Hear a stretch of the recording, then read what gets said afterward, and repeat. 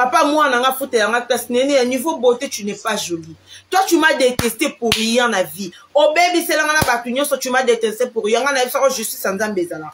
Tande maramouye. Na kovande l'opena bien.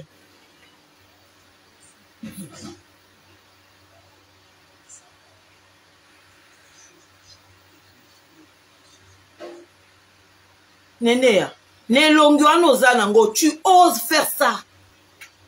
Toi, tu penses que na carrure bien, excusez-moi le terme, c'est pas pour insulter. Yo, cause mon bal, encore peut-être $1000, na mabo. Ah, néné, toi, c'est le kuta ko ozoate. Ozoate, niveau bo ozoate. Niveau élégance, exacte.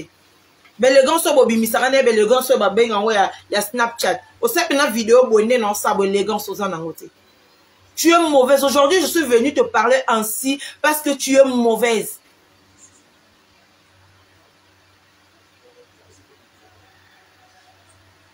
Tu es mauvaise. Toi, Néné, tu parlais avec Karine, tu parlais avec Fifi, si quand on était au Kardashian de la presse. C'est toi qui venais ramener les histoires et l'équipe nationale dans le Kardashian, c'est pas ça? Kardashian,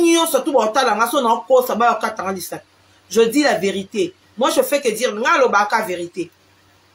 Tu sais, oyebo diviser Batou. Oyebi ko jouer ces Batou na avantage na yo. Merci beaucoup, Béliane. La perle noire. Merci. Oyebi ko sala po Batou ba linga yo, Batou ba. Donc, c'est-à-dire, au cause aux aranosa, au kunana, au bobalo banarate. Mais yo, za na casquette sola, bango nyonso, tu yo aranan. Parce que tu es qui? Merci, F. Biancadi. Merci. Bon, likez, bon, partagez. Hein.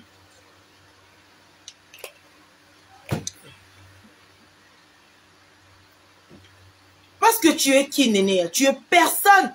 Mais c'est toi qui divise les gens. C'est toi qui fais en sorte que Bakbayo Kanate. Parce que toi, tu es le centre. C'est-à-dire, au niveau de Manakatka, Batunyo, Soba, y est la coma solo. Tu es la plus mauvaise dans Batunyo, surtout dans TV. Si aujourd'hui Karine, excusez-moi, je vais citer le nom de Karine. Si aujourd'hui Karine et Karine Yvette Basso, Bana Bongo, c'est toi. Tu t'es réveillé un bon matin après mariage à grâce. Qu'est-ce qui te manquait pour que mariage, ça suffit là? Et surtout que dans la table chinois, c'est bon, ça passe. Mais tu t'es réveillé le matin pour aller insulter Yvette. À ça, ma vidéo, à l'obaba, n'importe quoi, toi. L'obaka, qu'on a vu. Totambola bien. Biso soto abato masumu. Néné. Moi je parle aujourd'hui de tout le monde. Hein. Non, l'obela néné à moura.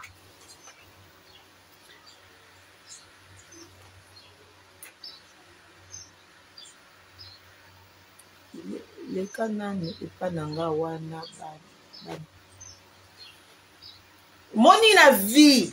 Eryo zora sujet à batu au vandeli yango na kiti. Yeba ke oyo sujet au vandeli yango. Parce que les internet mboka bana. Maman mouta papa mouto azarate. Soko za mamoza mama bano. Soko ye a ozu ba grade na yo otiki yango na ndako no oye ndengo zala. Denga na yaka bona asu mama enzoto. Na te ba mona kaka magali. Mama enzote ba o respecter ngate ponga na enzo. Si saji ba loba ba o loba bango.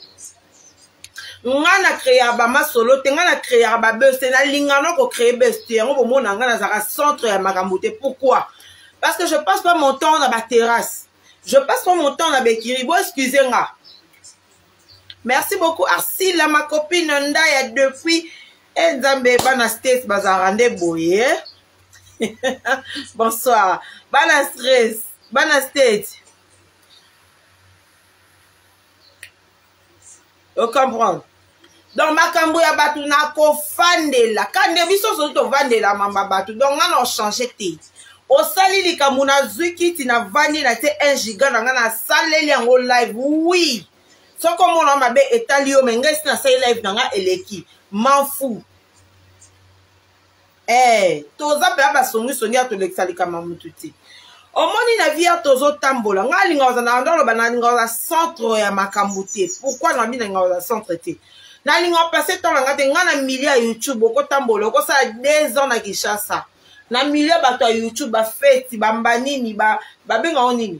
baracontre kokutana kovanda déjà kutana nazala na bacamarade na YouTube ona kutana bango fo babenganga mbalebele il faut babenganga mbalebele pona ya poso bobenganga mbamona okosa mnoka na ye na ya kate.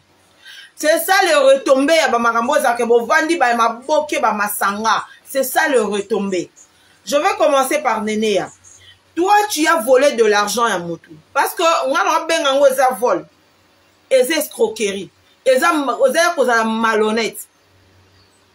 Eza koza mutema mabe Nénéa, c'est que tu as fait. Eza koza malhonnête, eza escroquerie, eza moyib, eza mutema mabe. Eza mauvais abus de confiance, eza nyonso. Jusque-là, on ne connaissait pas vraiment le fond.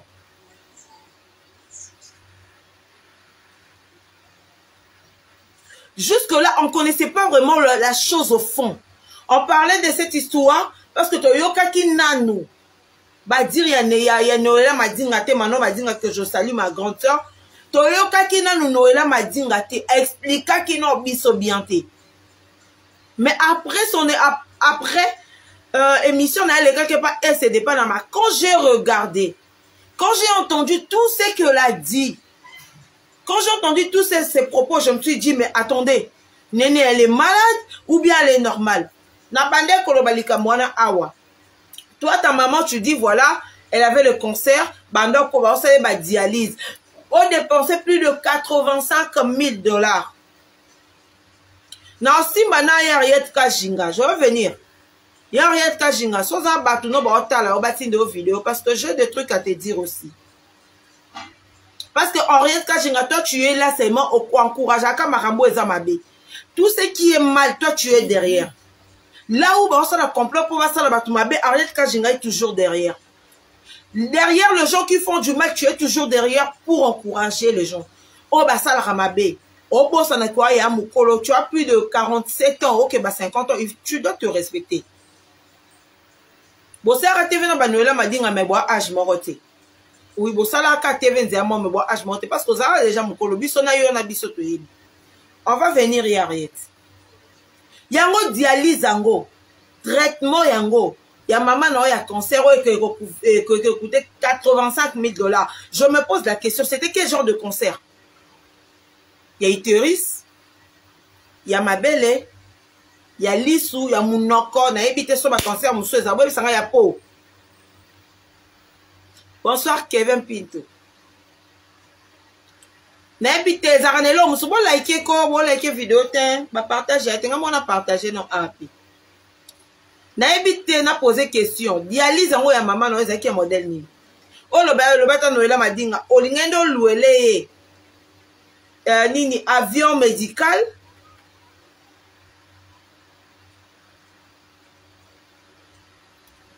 Je ne sais pas. Tu as volé l'argent de quelqu'un. Depuis, pendant une année, après ça, Mbongo Oliaka. Et puis, ce qui est grave dans toute cette histoire, quand on donne de l'argent, c'est pas Néné que Noëlla Madinga versé de l'argent. Noëlla Madinga versé de l'argent dans Moutou. Oh, le forêt, c'est ma soeur, soi-disant. Oh, que dans son blog. Or, que le forêt, c'est en question, puis la ministre, attends, dans la prison. Bonsoir, Mimi.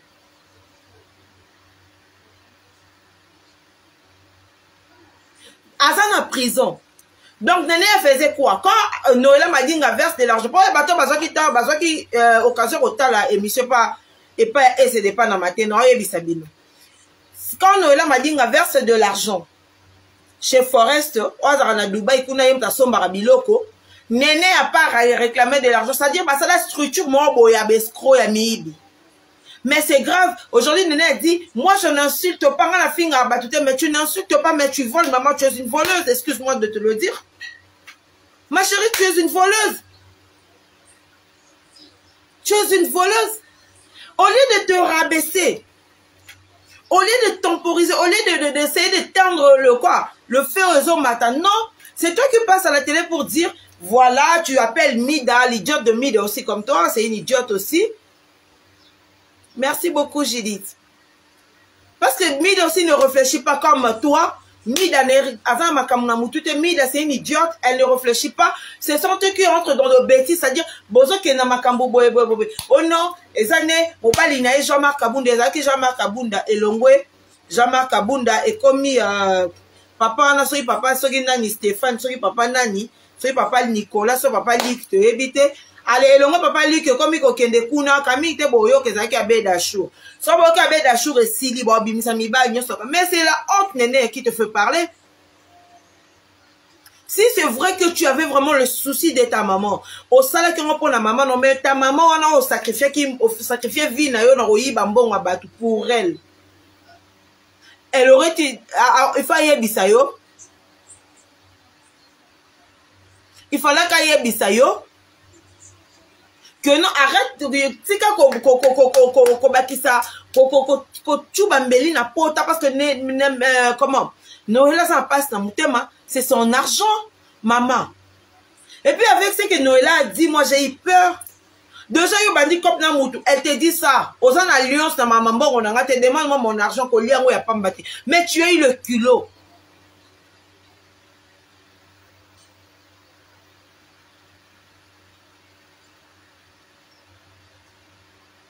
Tu as eu le culot. Il y a cause qui se vend dans le benga mida. Oh non, na sa kiango na liakimbo. Donc pour dire, sans te comprendre ben néné à justification de ça, le col à mobile moro boy mutamande ko pesa imbongo. Le col à yepa liakinda mrape na liakinda mbwana. Mais est-ce que où est ton problème si un homme remet de l'argent à sa femme et puis sa copine a liembongo? Est-ce que ça problème non néné? Au moins il était cause à moibi. Na vidéo na benga ya gigi kelo. Ya dit bon look la moi non bon boson sambon à Noëlla. Parce que votre soeur elle a un mauvais cœur. Elle ne sait même pas se rabaisser. Maman RTNC. Maman RTNC, tu es où? Position. Néné à position, tu es où? Viens ici, on va parler. Mamba peigner l'obima qui s'obime dans kunda te. Au fond, on ma belle obimi dans kunda. Mamba peigner l'obimi dans kundo comme au loba. Tu as parlé dans ma kamuna, moko tu n'arrives pas à parler au kima. Non, viens ici, on va parler. Néné, la honte à toi. Sonia, famille, obima, néné, banana, maman, tina, bayaya. Bonsoir, Général Adassa. Alingana mono, c'est bon. Bongo. Général Adassa, bienvenue à toi. Honte à toi, néné. Honte à toi, néné. Non, le papa de mon enfant, Azaraso, moi, n'est boni le koutabo. Mi bana wana bino bazana ba fantôme baye banate ba twasa bino bazena ba bosa bino bana baye banarate. Bonsoir Yaya, bonsoir Jeanne. Bato basa bino bazemi bino banene ya baye banarate. Ndako ke foute ya moi non école ya $7,000 par mois. Ndako ko sala po mobali so azano anonyme a fantôme aye banarate lo ye banarate Congo et banarate place azare banarate. Classe à $7,000 dans coca. Et puis le bon mabino boaba machivi. C'est-à-dire bolinga ba mibalo bolinga no mike mike na ba mibalo no na mike mike na balinga no bolinga ba ke bozala ngo alors que bozana ngoti.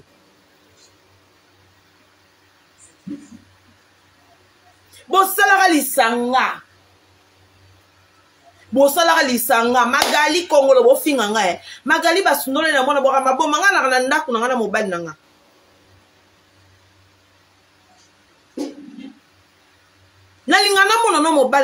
Tu es une voleuse, tu m'énerves. Quand tu commences à faire du chantage à Noëlla, ça m'énerve.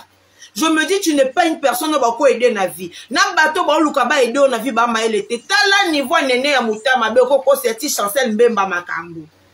Le pauvre. Asala nini azola azwaka ba déception. Asala nini. Asala nini. Asala nini. Bonjour fidèles internautes de www.elengiakomba TV. Bonjour, bonsoir, balandi nyonso ya Elengi ya Komba. Congolaise TV. Belé partout dans le monde, partout où vous êtes, partout où vous êtes, Elengi ya Komba TV vraiment. Bonjour, bonsoir, na abonné ba fa nyonso ya Elengi ya Komba Congolais TV. Bonjour à mon boss, on a appelé ça vraiment un pandi. Bonjour à mon boss, JP Kiama. Je salue mon boss Balobi, boss de boss Babi, JP Kiama.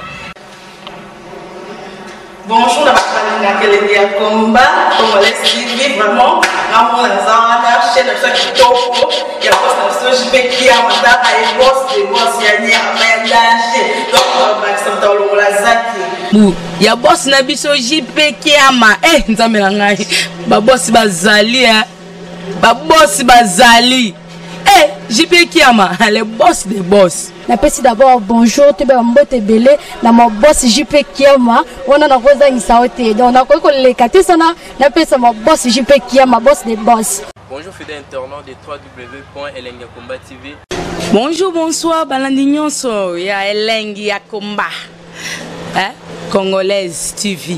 Bon, belé partout dans le monde, partout où vous êtes, partout où vous êtes, Elengi ya Komba TV vraiment. Bonjour, bonsoir, na abonné ba fan nyonso ya Elengi ya Komba Congolais TV. Bonjour à mon boss, on a appelé ça vraiment un pandi. Bonjour à mon boss JP Kiama. Je salue mon boss Balobi, boss des boss Babi JP Kiama.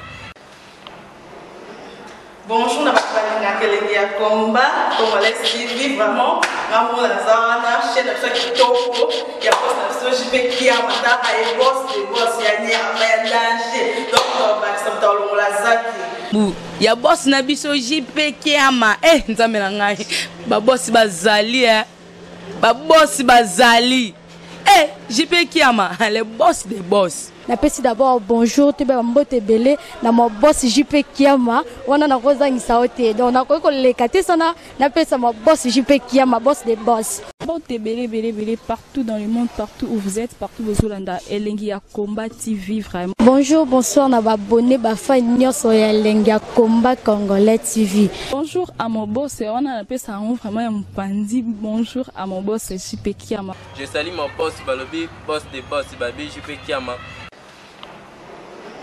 Bonjour, la Elengi ya Komba, Congolais TV, vraiment, on a une chaîne de Kitoko, il y a un JP qui a un boss de boss, il y a un danger, donc on va s'entendre il y a boss na biso JP qui a ma nzambe ngai ba boss bazali ba boss bazali JP qui a ma le boss des boss. Napesi d'abord bonjour te ba mbote belé na mo boss JP Kiama wana na koza ngisaote donc na ko le katisa na pesa mo boss JP Kiama boss des boss.